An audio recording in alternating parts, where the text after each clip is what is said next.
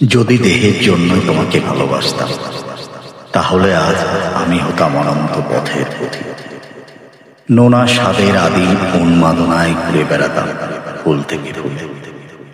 আজন্ম পিপাসিত চাতকের মতন চঞ্চল মেঘে চোখ রেখে রেখে কাটিয়ে দিতাম বেলা।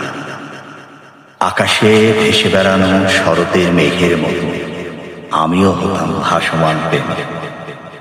যদি দেহের জন্যই তোমাকে ভালোবাসতাম, তাহলে আমিও হতাম দুঃসাহসী কোনো অভিযান। দেহের ভাজে ভাজে খুঁজে ফিরতাম মহান স্রষ্টার হস্ত নির্মিত সৌন্দর্য। পেয়ালা ভর্তি কামুকতা আকণ্ঠ পান করে আমিও ভাবতাম নিজেকে আসল পুরুষ।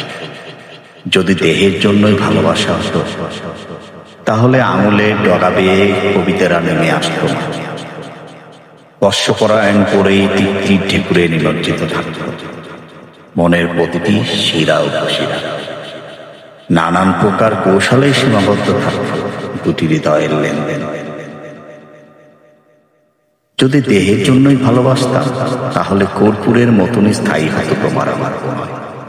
তোমাকে শুধু ওই নথর দেহের জন্য ভালোবাসি না, ভালোবাসি তোমার সত্তা, প্রজ্ঞা, সরলতা আর আমার জন্য এক পৃথিবী ব্যাকুলতা। যদি দেহের জন্যই তোমাকে ভালোবাসতাম। কবি রিপন চন্দ্র বর্মন। রাজ এন্টারটেনমেন্ট চ্যানেলের সঙ্গেই থাকুন। বরাবরের মতো লাইক, কমেন্ট, শেয়ার করে পাশে থাকবেন। আপনাদের সমর্থনে এগিয়ে চলেছে আমার সন্তানের এই চ্যানেল।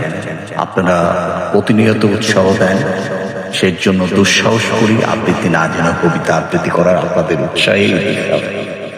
আপনারা পরিবার সহ সবাই যার যার অবস্থানে ভালো থাকুন, আনন্দ করুন, মঙ্গল করুন ঈশ্বর আপনাদের। ভালো থাকুন, সুস্থ থাকুন, নিরাপদ থাকুন। কথা হবে আবার নতুন কোনো বিষয় নিয়ে। বাই।